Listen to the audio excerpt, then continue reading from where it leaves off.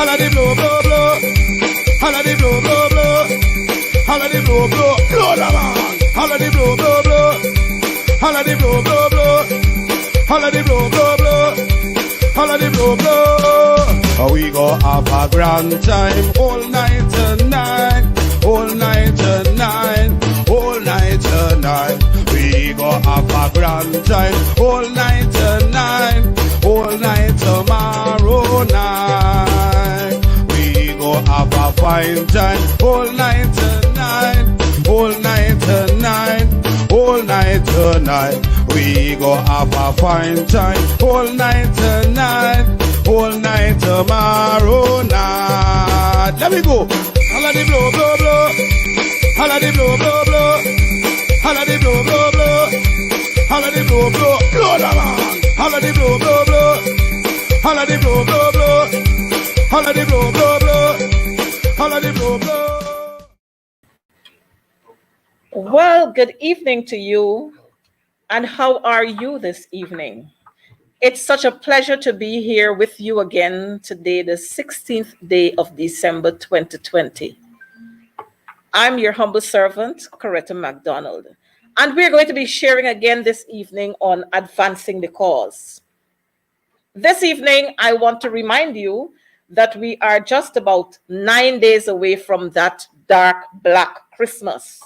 You know, I've been saying to you, we cannot celebrate Christmas the way we were accustomed to be celebrating Christmas because so many of our brothers and sisters have been placed on the breadlines, some of them for no reason at all. And this evening, I really don't want to take up too much of your time, but I just want to bring you up to scratch with a few things that have happened between last Wednesday to now. From last Wednesday, we would have seen a few more dismissals. We have seen the charges being dropped against Brassington and Ashney Singh. We've also seen just last evening the unnecessary harassment of the Henrys, Joel Henry's mother and his brother. But we're going to talk about that a little later in the program. But this evening, I want to share with you on governance. And we recognize that governance, this word governance has been evading us for the last about 4 months. And we need to bring into perspective what exactly is governance, what we expect, whether you're an illegal government or you're a legal government, what you ought to do. Because in our minds, we know that there's a book there that we call our Bible. And that book is the book that we use to guide us with regards to how we operate. But I'm not sure what is happening because for quite some time, from March 2nd to August, from March 1st, I think it was, or March 2nd to August 2nd, we would have had this loud cry after our elections. We would have had all of these cries about democracy and guardians of democracy and upholding principles and upholding the Constitution. But all of a sudden, we seem to have forgotten that word, democracy. And we have forgotten Constitution. And what we know now, and this is the illegal government I'm talking about, all they know about now is revenge. And who they're going to jail and who they're going to harass and what they will do and what they will not do to stifle persons. But I just want to leave this quote with you this afternoon before we actually get into this evening's proceedings. It says, freedom is never voluntarily given by the oppressor. And I repeat that. Freedom is never voluntarily given by the oppressor. It must be demanded by the oppressed. Freedom is never voluntarily given by the oppressor. It must be demanded by the oppressed. And so with that, I want to introduce to you this evening a fine young man. A young man who would have served this country with distinction. A young man whom we can always look to for guidance. And he's going to be sharing this space with us this evening. And he is going to carry us through that passage of what governance is and what governance ought to be. So, ladies and gentlemen, let me introduce to you our honorable guest for this evening, the Honorable former Minister of Foreign Affairs, Comrade Rashleigh Jackson. Comrade Jackson, welcome to Advancing the Cause. Well, thank you very much for inviting me to participate in this important exercise. Governance, of course, is on the lips of everyone. It is, as you made reference to the elections and the post-election period,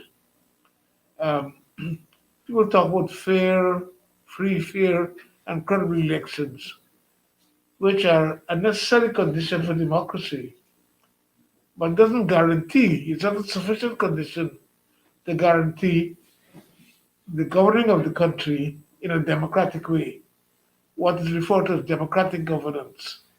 In other words, are we being governed by democratic principles and democratic means?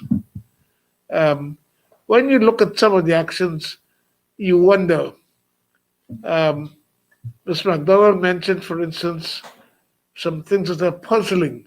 I am not a lawyer, and I don't want to comment on activities from a legal perspective, but you can't ignore the fact that charges have been withdrawn from one Infer Ali, now the de facto president of Guyana. They've also been withdrawn from Mr. Nandalal about the law books that come to the Attorney General, occupying high positions, high constitutional positions. And more recently, as Mr. McDonald mentioned, police have refused to give evidence in the case of Ashley Singh and Vincent Brashington. As I say, I'm not a lawyer, but these things are puzzling. And you wonder if the people who administer and talk about the law, people who operate the sinews of the law, legal system, are satisfied that all is well when these sudden and consecutive termination of cases occur. At the same time, we have to look at the fact that the case against Gary Bess is being appealed. And I'm told on good authority that the judgment of the magistrate is one of the most excellent judgments given in terms of argumentation of the law. So the thing is that the question is, what do we expect from people who occupy the seat of government to do in terms of governing us? Are they doing it fairly? Are they doing it in accordance with the laws? As I said, elections are a necessary part of democracy, but they're not a sufficient condition for guaranteeing good governance. And guarantee of good governance requires the vigilance of the people, particularly civil society. People who are vocal about elections must remain vocal about the violations of governance principles. No, but we must not also talk about we not only talk about the violations of these principles, but we must begin to look forward as to how we can solve these problems.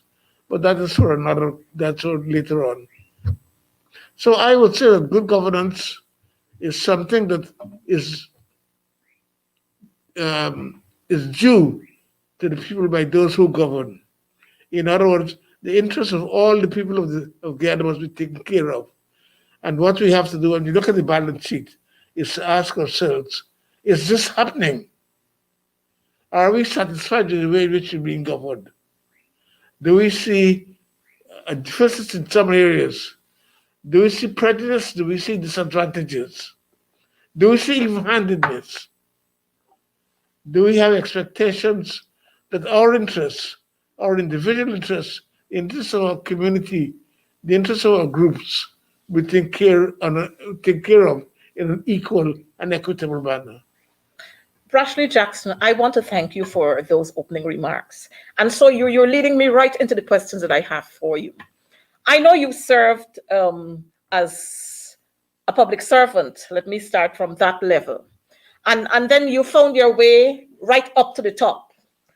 And I want you to walk us through that, because what we've recognized happening in our society now is that we have public servants who have started, some maybe as a clerk, as an office assistant, and it is their dream to get right to the top of the scale. But we have seen, over the last 4 months, we have seen lots and lots and lots of contracted workers being employed. And they're not being employed within the middle or the lower level, but they're right up to the top there. Could you take us through your journey when you started and tell us what motivated you, what pushed you to become the man you are today? Well, I don't want to really use myself as an example. What I would say is that when I left school, I joined the public service as a temporary class 2 clerk. That's the lowest level in the what is called then the civil service, now the public service. And then one had an expectation that if you performed well and you performed honestly, you did the work properly, you followed the rules, and you're commended for what you do, then you'll be promoted upward until you reach the top of the top of the grade. So that I was confirmed as a class 2 clerk and I was promoted as a class 1 clerk. But circumstances developed that I left that and pursued other forms of employment. I went into teaching, and then from teaching I branched off into diplomacy. But I'd like to focus on the public service because I was particularly troubled when I saw that 2 female permanent secretaries were what they call terminated. Now, I don't know where it happened, but I believe that the practice has developed of appointing permanent secretaries on contract. And by the way, it's not only permanent secretaries who are appointed on contract. Contract officers, contracts are given to people right through the level of the public service. And I remember in 1992, when Dr. Jagan won the elections, he made a very profound statement. He said the PP has political power, but the PNC has bureaucratic power. And I think that was the beginning of action to emasculate the public service, to manipulate the public service in the interest of political interests. And I fear for the people who are in the public service that their dreams and their aspirations are not necessarily going to be fulfilled so long as there's a political interference in terms of their employment. Now, I would say that from my experience, and I was reminded of this recently when I was reading David Ford's book, Remembering to 1955, I began my work as a clerk in what was called the Establishment Division. That's the division that dealt with recruitment, transfers, discipline, promotion, termination of services. There were rules, and people who were being either disciplined or terminated had a right to appeal. People were told what were the reasons, and they had an expectation that due process would be followed. Now I get these foreign secretaries that have been terminated. I don't know whether they've been given reasons, but whilst, as the Minister of Governance said, it is the right of the President to appoint a permanent secretary, there is an expectation that this will be done, not casually and not capriciously, that it will be done in a structured kind of manner. And I fear that on the basis of the information available to me, that this has not been made clear to the Guyanese public as to the reasons why these permanent secretaries have been treated in this way. And, the optics, the way things look, sometimes give an impression that might not be intended, but people draw conclusions that you can have one intention, but the person who's looking on draws a different conclusion. And I think that they have to be aware of the possibility that their actions are causing tremendous resentment among people. Some people are not talking, but they're resentful. And this resentment can build up into a dangerous situation. Rashleigh, as you carried us through that bit, it has taken me to this point where at this time, at this juncture of our history, we have seen so far hundreds of public servants, innocent citizens, are on the breadline. Nobody's stopping to think about, like you just said, whether reasons were given for their termination.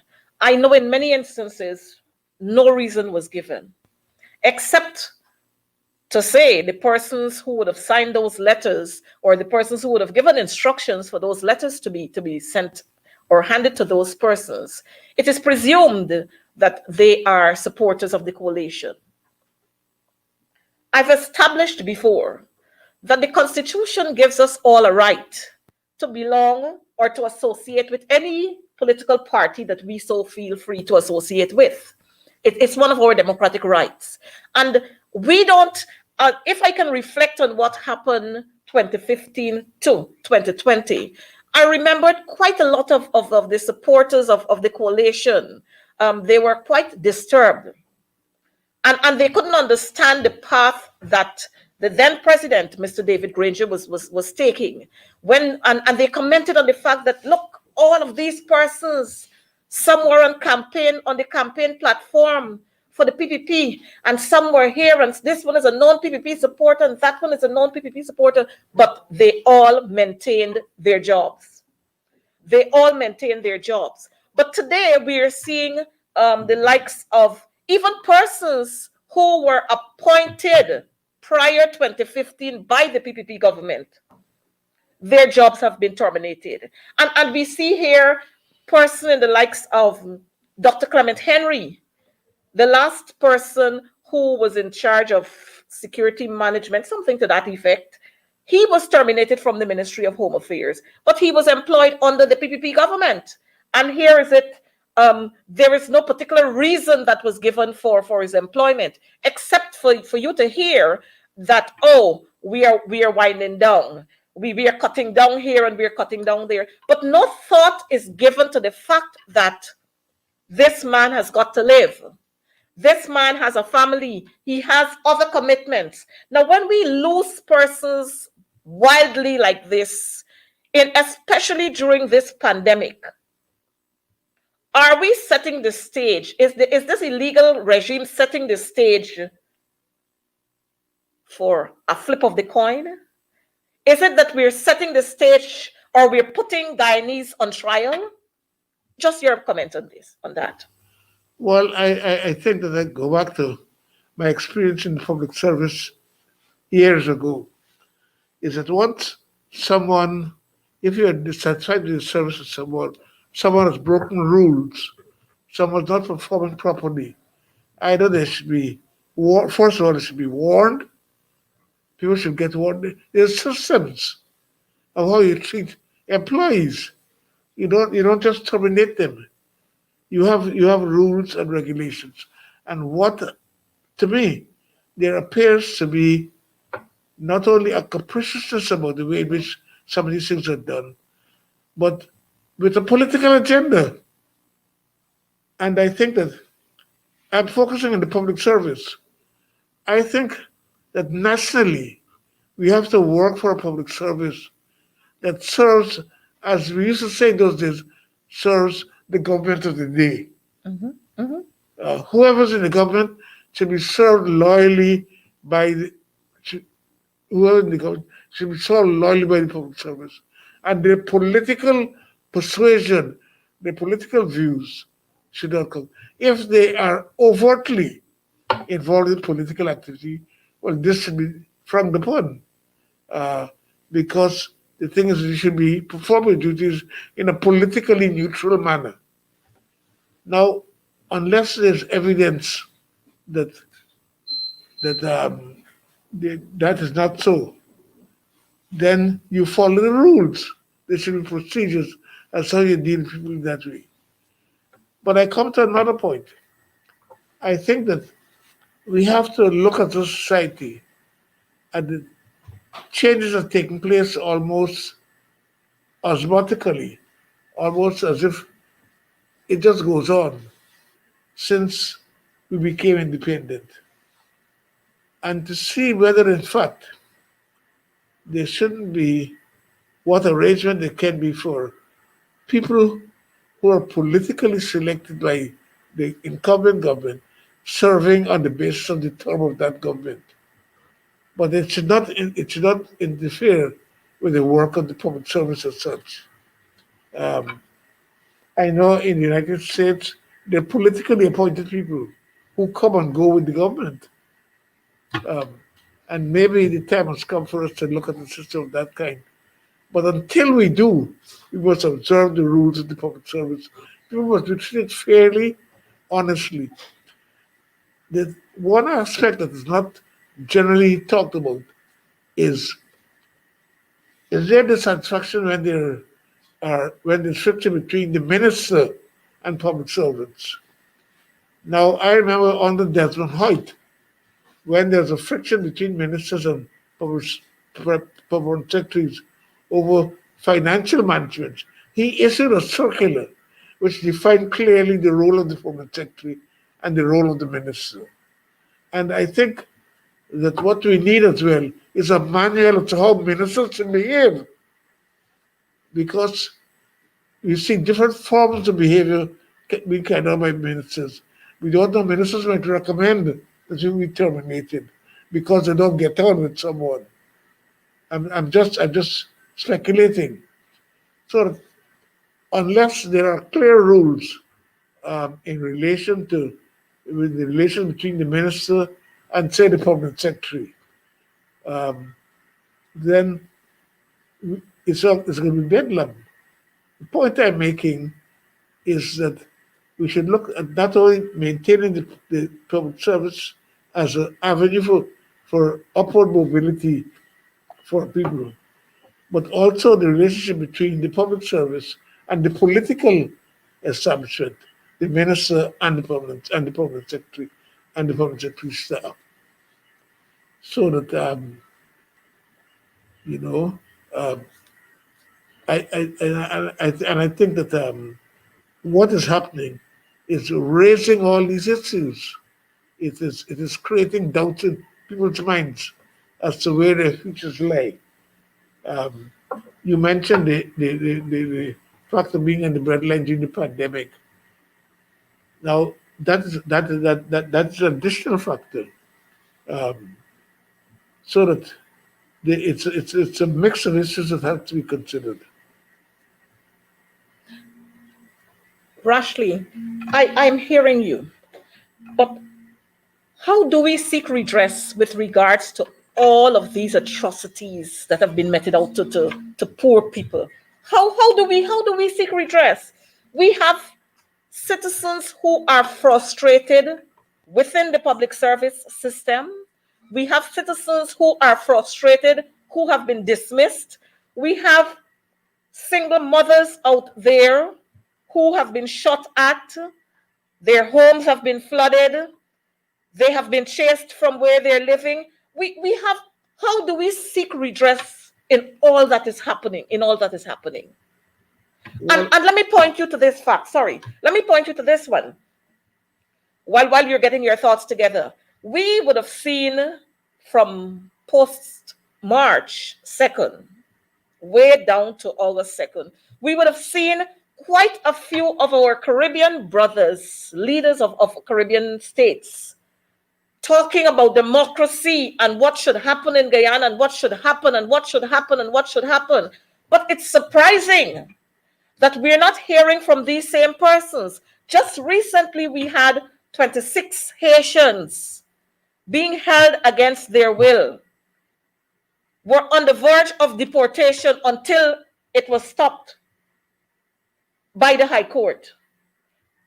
How do we seek redress? How do we get our citizens to feel satisfied How do we get our citizens to want to be Guyanese all over again and to work to make this country a better country when all of these atrocities are being meted out to them?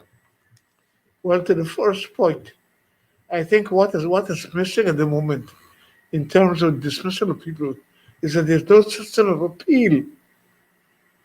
You know, I hate to say this, but under the colonial system, you had a system of appeal.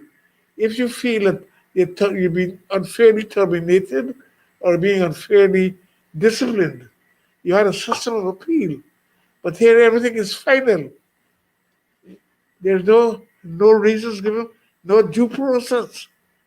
People are just terminated. I mean, I think of the case of Vincent Adams, and not only that, they're given different reasons to go here and go there and go there, and then nothing happens. What I'm saying is that in relation to the public service, there should be rules as to how you discipline people, and there should be a system of appeal against what the person who's the accused person, to whom the person can appeal, a system which they can appeal. Now, as regards to CARICOM, I think in the Haitians, that has two dimensions. One, I'm not au fait with the CARICOM regime insofar as treatment of Haitians is concerned. Whether Haitians can enter without visas, I think, but we are entitled, we treat Commonwealth citizens, first of all, in a particular way. And we should treat, that's Commonwealth generally, and we should treat CARICOM citizens with dignity and not treat them as if they are aliens coming from another planet. And in the case of Haitians, it also has another dimension. It has a racial dimension, which in a society like Guyana could be quite explosive. I mean, now how do you deal with that? Well, you have civil society, you have political parties that can take action to ensure that the rights of the citizens are taken care of. I don't know if CARICOM has a mechanism whereby an appeal can be made to a CARICOM institution against unjust treatment to Haitians in the case of Guyana. I don't know. Well, you see, Rashleigh, the thing is, we talk about the procedures with that we are supposed to observe if you're going to get to the point of dismissal. We, Guyana, would have signed on to quite a lot of these conventions coming from the ILO, and they all have the stipulations there. In the labor code, we have the procedures laid out there for grievance. How do you deal with that?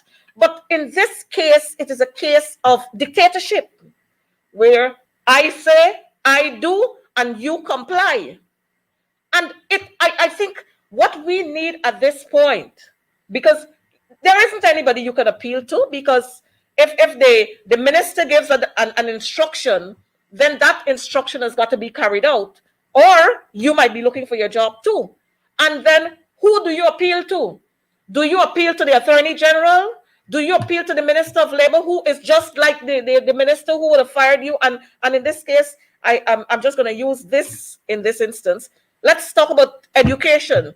If you were fired from education, and I recognize that these dismissals, they're not going through any process, like you said, in terms of going through the Public Service Commission. There is no trial, there is no investigation, there is no inquiry, just a dismissal.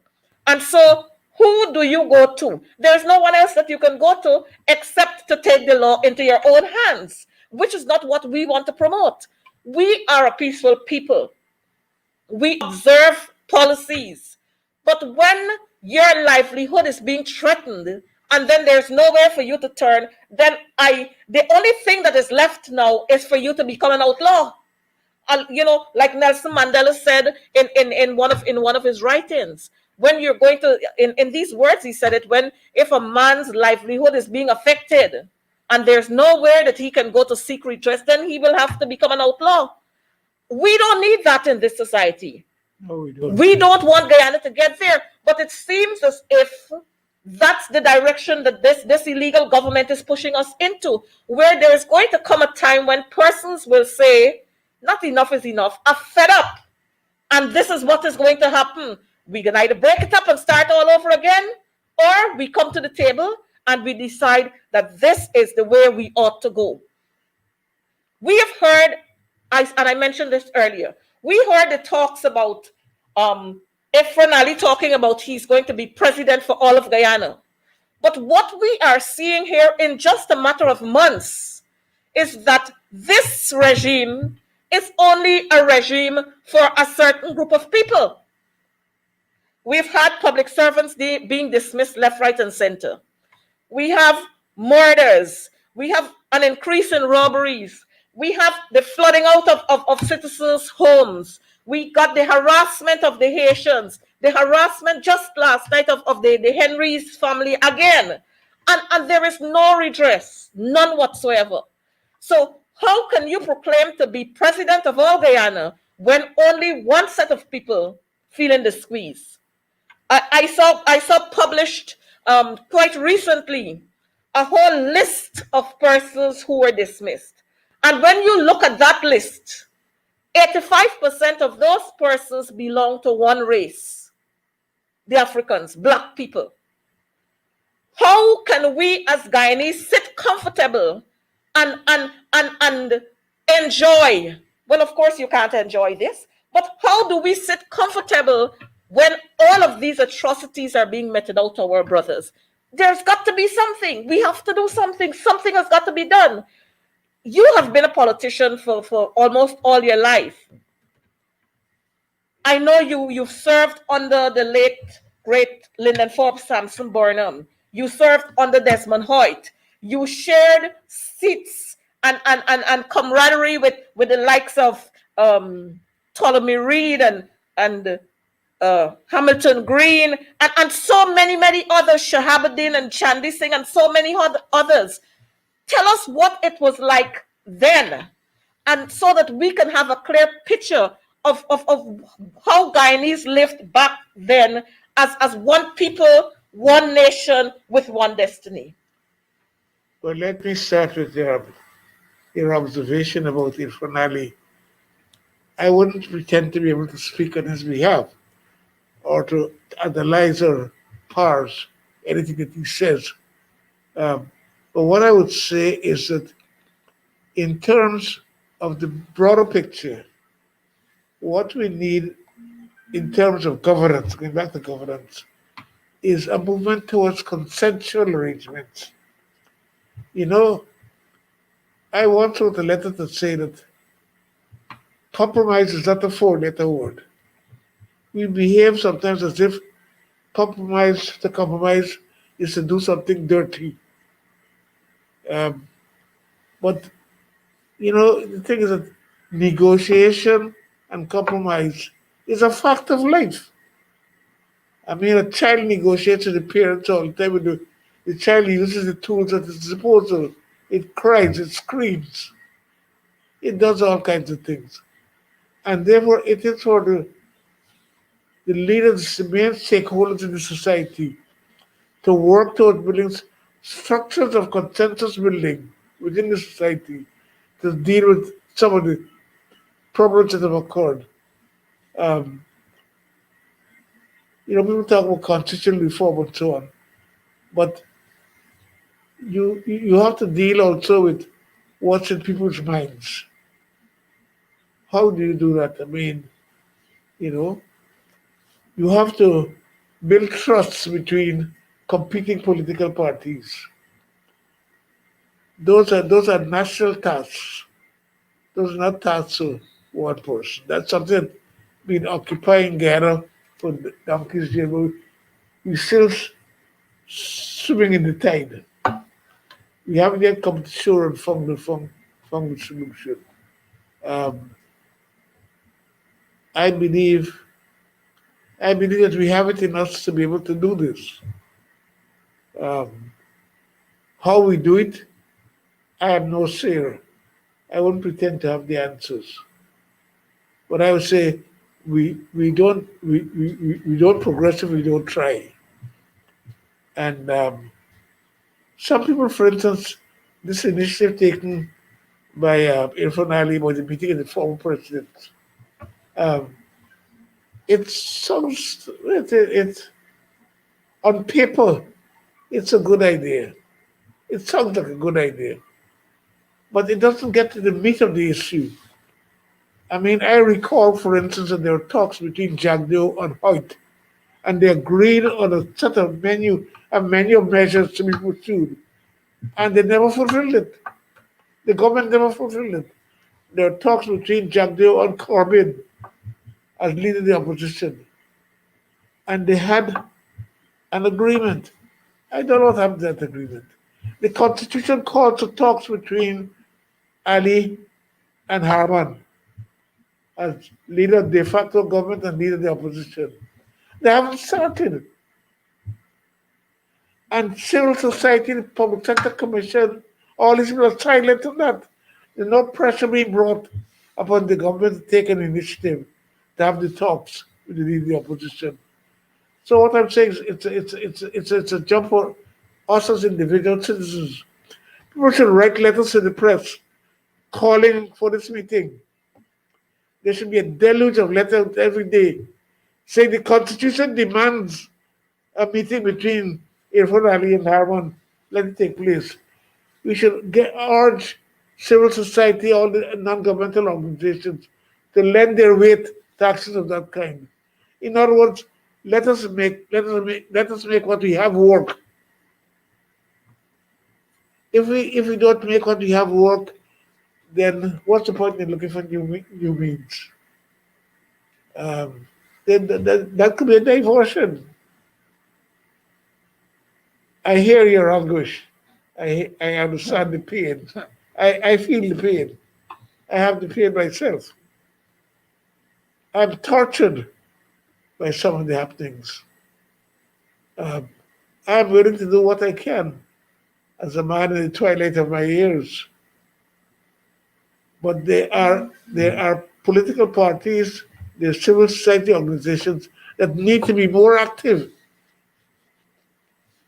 in holding the government accountable and in proposing and pushing for measures that builds consensus within the society. Recently, the Ethnic Religious Commission were holding discussions. I was asked to be part of it, but I wasn't aware of the preparations for it, and I wasn't sure that it would be a useful thing. But what I'm saying is that you need more actions of this kind.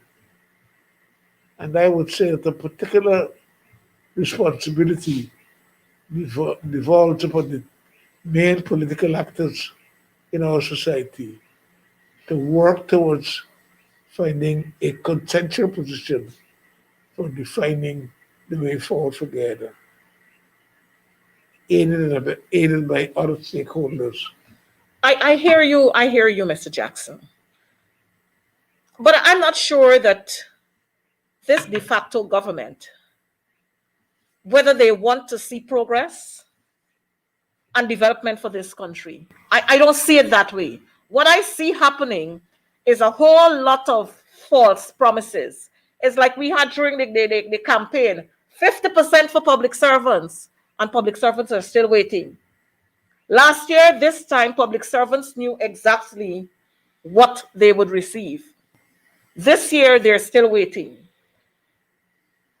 They call for the meeting of past presidents. Now, as a trade unionist and politician now, and as a teacher by profession, I would have learned that you just don't stand in front of a classroom and teach. You have to prepare your lesson before you get in front of the classroom. And to just call for a meeting with the past presidents and not having any formal plan with regards to what is going to be discussed at that meeting, because we would have seen in the response coming from Mr. Granger, where he said, I can't just start up at a meeting like that. I don't know what I'm coming there to discuss. And it leaves one to wonder whether these people who have taken on governance for our country, whether they know what they're about or they're just trying something. And they're in the period of trial and error. And who suffer, and who don't suffer, you get through. And so we have returned to the days where the rich will get richer and the poor will get poorer. And then we're going to have all of the return of all the killings. Well, let's not talk about the drug transshipment, because that's a whole story by itself. But we're going to return to those days where poverty is going to be the theme of the day for one group of people, and paradise will be the theme of the day, and luxury and so on for another set of people. But how do we manage a country where we have one extreme and we have another extreme? And I'm hearing you where you're saying that civil societies must come out and they must write and they must speak out against these atrocities. But you know what? It's amazing how hypocritical people could be. Because we would have seen the Guardians for Democracy, we would have seen the Private Sector Commission, and all of the other commissions coming out, and they're talking about democracy, and they're shouting, and Granger must concede, and they've lost the elections, and this, and the whole full gamut of it. But these same people are silent now when all sorts of things are being meted out. All sorts of injustices are being meted out against Guyanese people. And you know, yes, I hear you when you talk about you're hearing it in me. I have to feel that way because I'm a public servant. I'm a teacher. I'm a parent. I interact with people. And I understand how people feel down there. And that is why I started off by saying we cannot celebrate Christmas the way we usually celebrate Christmas, because many of our brothers and sisters, they're not sure what they're going to be putting on the tables tomorrow or the next day for their children. They're not sure how they're going to be meeting their utility bills, their bank loans, their car loans, and all the other bills that they have to pay. They're not sure where they're getting that from. And there's nobody in the de facto government who is giving thought to this. We have a minister who's responsible for human services, and we would have seen the distribution of the $25,000 cash grant. And you're going to one home in the same street. You're going to this house and then you're skipping the other house. You're giving to every person who claims that they are a household by themselves in one street. And when you go over to another street, because you see their hair is a different texture, you decide that it's only one person who can get that. And we see people sit there and they hold all sorts of books in their hands and they talk about all sorts of things and pretend to be so righteous. And all they can do is to sit and allow injustices to be meted out to our people. I'm saying all of this to say that the time has come for us to either sit at the table and resolve our issues and extend mutual respect for each other so that we can get on with the business of governing this country, or pack up and ship out and allow the rightful people to take over governance of this country. Our citizens will have had enough. They can't deal with this anymore. We heard during the post-elections vibrations, let me term it that way. Elections petition, and put this in elections petition, and put that in elections petition. And here it is now, when you have a petition, you're trying, the first thing that was going, that you tried to do is to make yourself unavailable to be served with your court documents. That's the first thing that the PPP operatives started to do. They started dodging, all of them started dodging from collecting their documents. When that would have happened, now they're coming to the courts to ask, even before the matter would have been called, they're already pushing out there that the matter should be dismissed. It should be dismissed. Now you're claiming that you have nothing to hide. So why is it that you want the case to be dismissed? Guyanese people should be allowed to see fairness, transparency. You try to deny the facts that were exhibited, that were on show coming out of the recount at the National Convention Center. You try to deny those facts, but they're all there. You can't throw them away. And so you are now reluctant because you're going to be embarrassed when those facts will have to be produced as evidence. I'm saying all of these things are happening, and you're not hearing the cries of the private sector and all the other persons we would have spoken about before. You're not hearing the cries from them. You're not hearing Maya Mortley.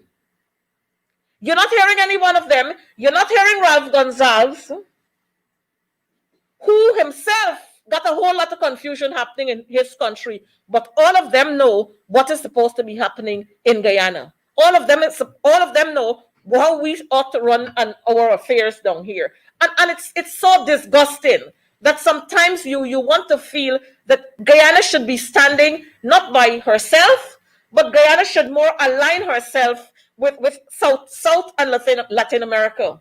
Because it seems as if, as a founder of CARICOM, we really serve no purpose in that community there. And there is nothing really for us at this stage. And this is because of the leaders that we have sitting at the helm of government.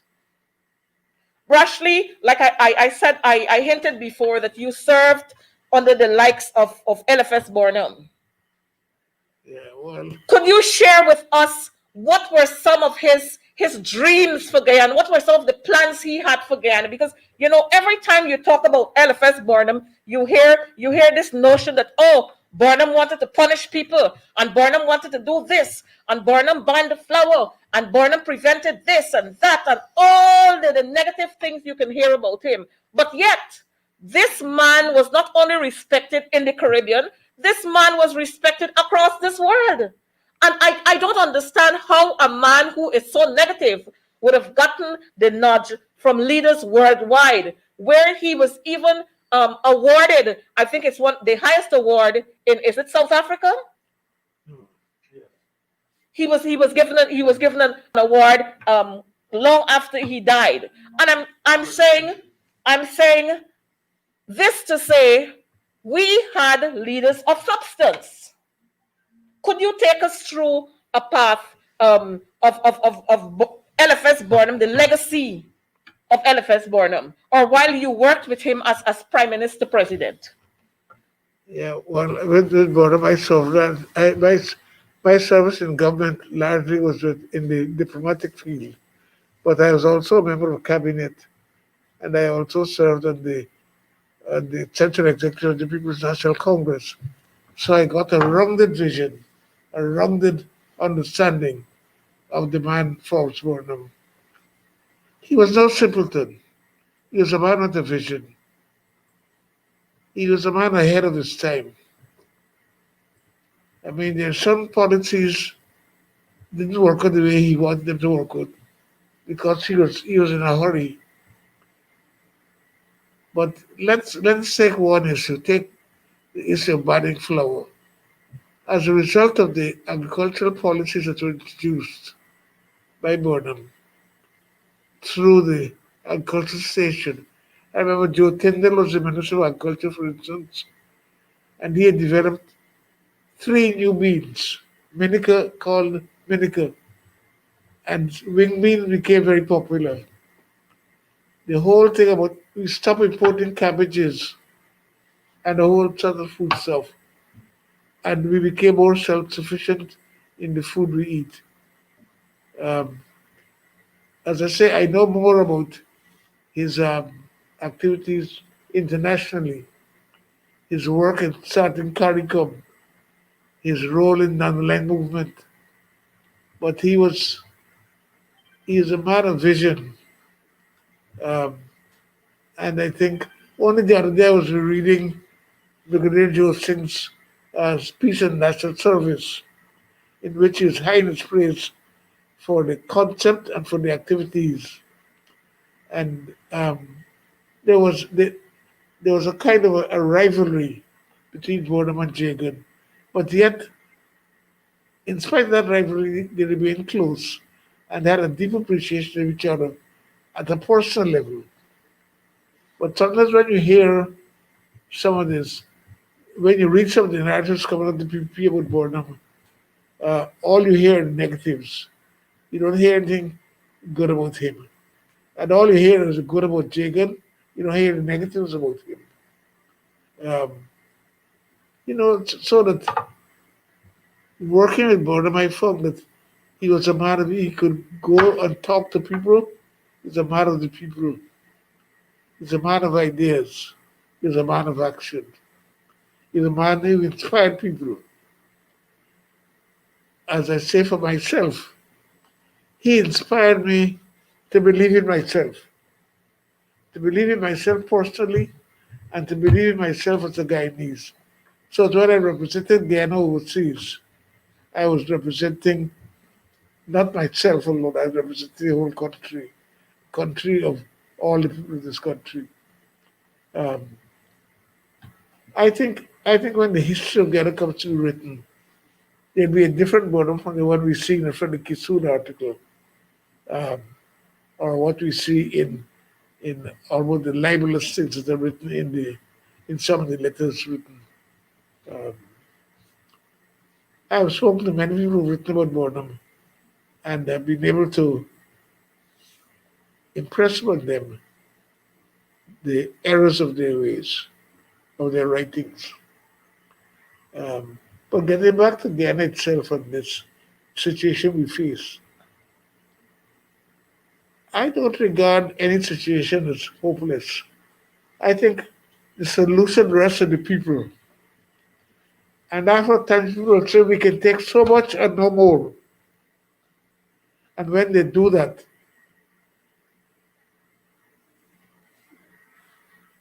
that will become a catalyst for change. And my hope is it will be a catalyst for change for the better. So that the things you say about the distribution of relief in a discriminatory manner is going to have a negative effect upon the government. Um, and it will build resentment to such an extent that I think even the fence sitters will begin to recognize that their interests lay in seeking what is right and what is just. And my hope is always in the good sense of the Guyanese people. That the Guyanese people will recognize that they want leadership which is honest, which is sincere. They want leadership which will guide us as a people, not leadership which will separate us and divide us. And I think that I can't say when it will come. I'm no prophet. But I think once the process starts, there's an inevitability of the end. It moves inexorably towards an end. And I think that these actions that the government taking that are building up resentment in people will redound against them. Rashleigh Jackson, I'm hearing you. And the viewers out there are hearing you too. As we champion the cause on advancing the cause, I want to say to you that what you mentioned about Chelly Jagan, I heard you talk about the respect that LFS Burnham and Chelly Jagan had for each other, which is not what is happening today.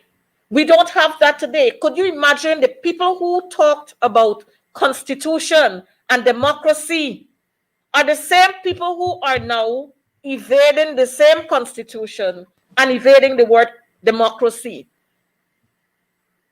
As a de facto president, you ought to be meeting with your opposition leader. Here is it, you don't want to meet with your opposition leader, but you want to have a meeting with the past presidents. Here is it, you as the de facto president, you're not prepared to ensure that justice is being meted out to Guyanese citizens, but you're prepared to offer 50,000 jobs to sugar workers. You're prepared to bring from the dead the sugar estates, sugar manufacturing in this country, when you have lots and lots and lots of workers in other sectors who are being stifled But all that we are seeing here in this country is a de facto government that is bent on giving rewards to people or persons who would have worked with them during their dirty campaign and during the dirty work they did leading up to elections and during the elections process. Because we have seen, and it's a fact, we have the bauxite workers suffering. Many of them, I think it's about 465 persons from within the bauxite workers over a period of time were dismissed. There is no talks, whether from the president, the minister of labor, whether a little notch from the minister of human services or any of the other ministers. No talks about the workers within the bauxite industry. No talks about meeting with any of the former companies to revive the bauxite industry. And we understand why. Because the bauxite industry is located in Region 10, where they don't have a lot of support coming from. So there's no talks about that.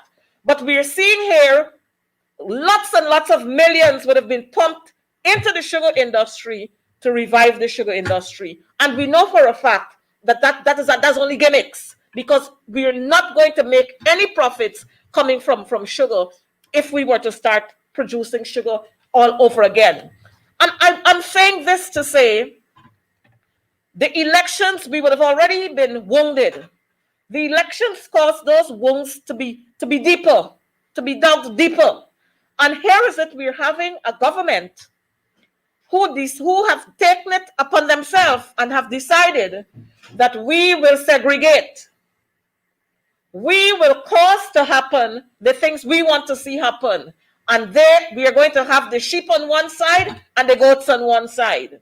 Regardless of who happened to be the sheep and who happened to be the goat, well, we know one side will suffer while the other set will go past. And while I'm going to be wrapping up, we have seen the issue of the Minister of Business and Tourism, O.H. Waldron. We heard not so long ago the court pronouncing on dual citizenship. But yet, here is it. We have seen this young lady who is pompous because she's a part of the People's Progressive Party. Her Attorney General, her de facto president, and lots of her colleague ministers who stood there and allowed her to be sworn in as a member of parliament and as a minister while she was still a dual citizen. And people want to operate as if it's okay. That's fine. We can do this. And then when the matter is being called up in court, you go there to say, oh, you don't want to waste the court's time. You recognize that you did. And Guyanese people ought to accept that. But on the other hand, you are not prepared to accept other issues that are being brought to the fore. Rashleigh Jackson, tell us, what do you think as an opposition party? What do you think what are some of the things, what are some of the steps you think we should go in terms of bringing some sort of redress and satisfaction to our people leading up to the Christmas holidays, after Christmas, and into the new year? Well, Coretta, that's a tall order. I know. I don't pretend to speak on behalf of anybody or to give advice, but in terms of your presentation, I think that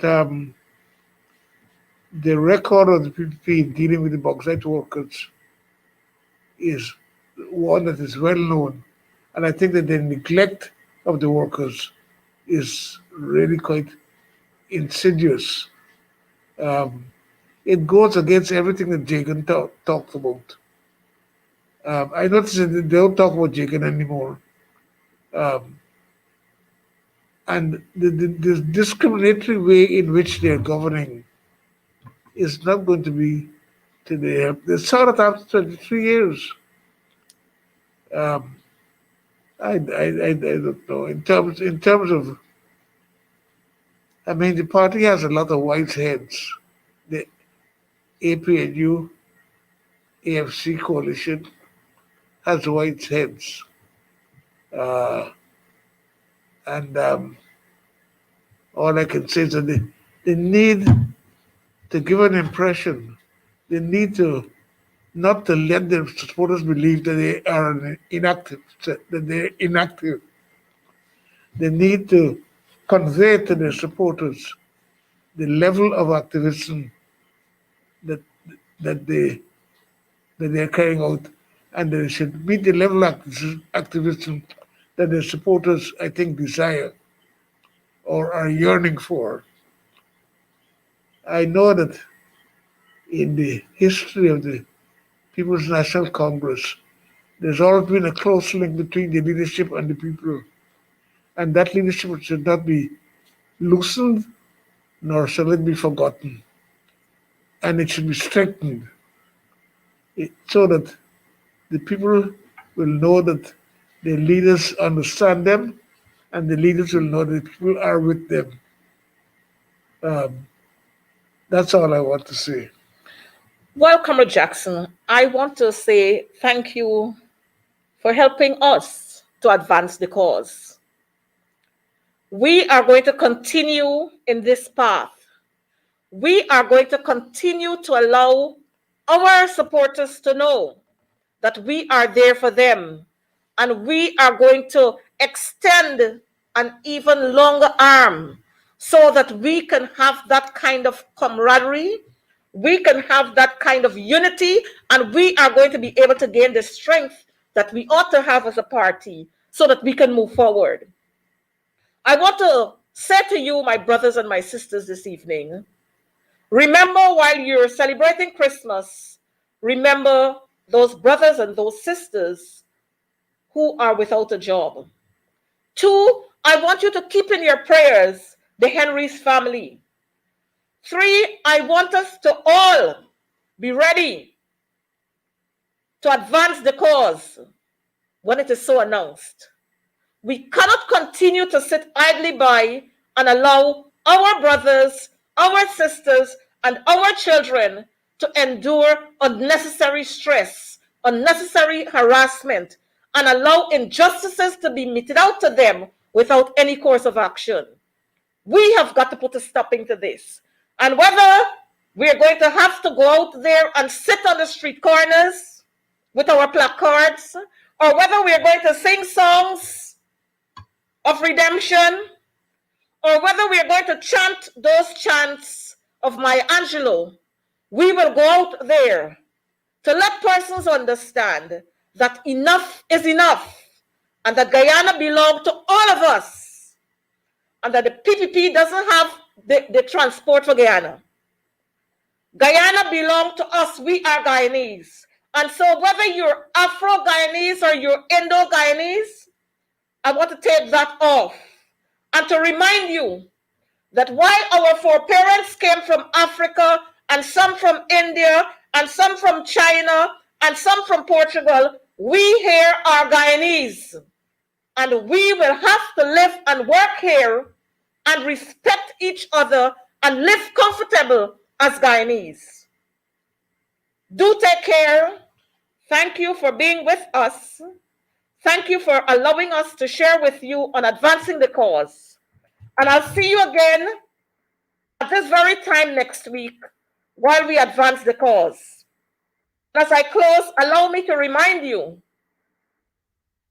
that the late great Martin Luther King said, "Freedom is never voluntarily given by the oppressor. It must be demanded by the oppressed."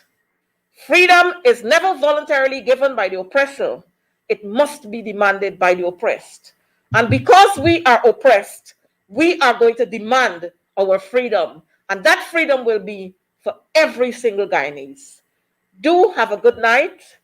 Do remember to keep your social distances and to observe all the other protocols that have been given as advisories to us. Remember, we are one people, one nation with one destiny, and we will continue to advance the cause. Coretta McDonald saying good night.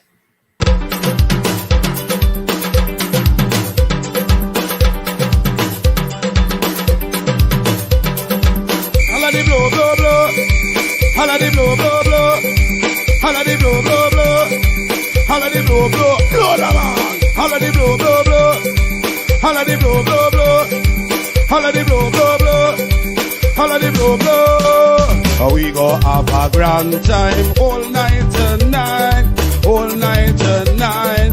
All night tonight. We go have a grand time all night tonight. All night tomorrow night. We go have a fine time all night tonight. All night tonight. All night tonight.